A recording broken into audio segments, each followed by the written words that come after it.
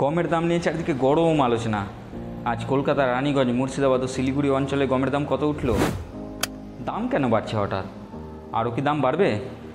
চলুন মার্কেটের শেষ আপডেট জেনে নিই। সেগমেন্ট 1, দামের আপডেট। প্রথমে রানীগঞ্জ। এখানে পাইকারি বাজারে 2750 থেকে 2800 প্রতি কুইন্টাল ও খুচরো বাজারে 28 টাকা থেকে 30 টাকা প্রতি কেজি। কলকাতার বড়বাজারের এলাকায় পাইকারি 2780 টাকা থেকে 2830 টাকা ও খুচরো 29 টাকা থেকে 30 টাকা প্রতি কেজি। উত্তরবঙ্গে শিলিগুড়িতে পাইকারি 2800 থেকে 2830 টাকা প্রতি কুইন্টাল ও খুচরো বাজারে 29 টাকা থেকে 30 টাকা প্রতি কেজি।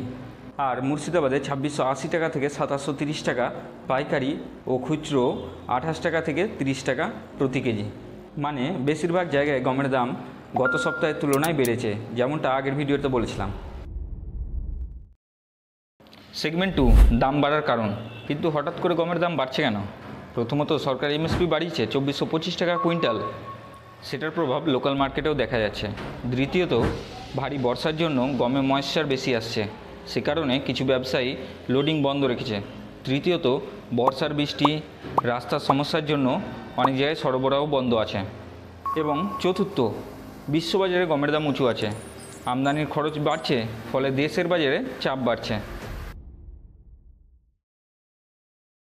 গমের দাম ট্রান্সপোর্টিংয়ের খরচার উপরে নির্ভর করে, সে কারণে কিছু জায়গায় গমের দাম বেশি হতে পারে অথবা কমও হতে পারে। গমের দাম প্রতিদিন ওঠানামা করে, সে কারণে আজকে যে তথ্যটা দিলাম সেটা কালকে চেঞ্জ হতে পারে।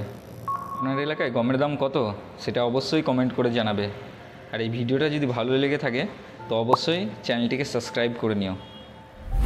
এইরকম বাজারের হালচাল ও দামের আপডেট প্রতিনিয়ত এই চ্যানেলে পেয়ে যাবে।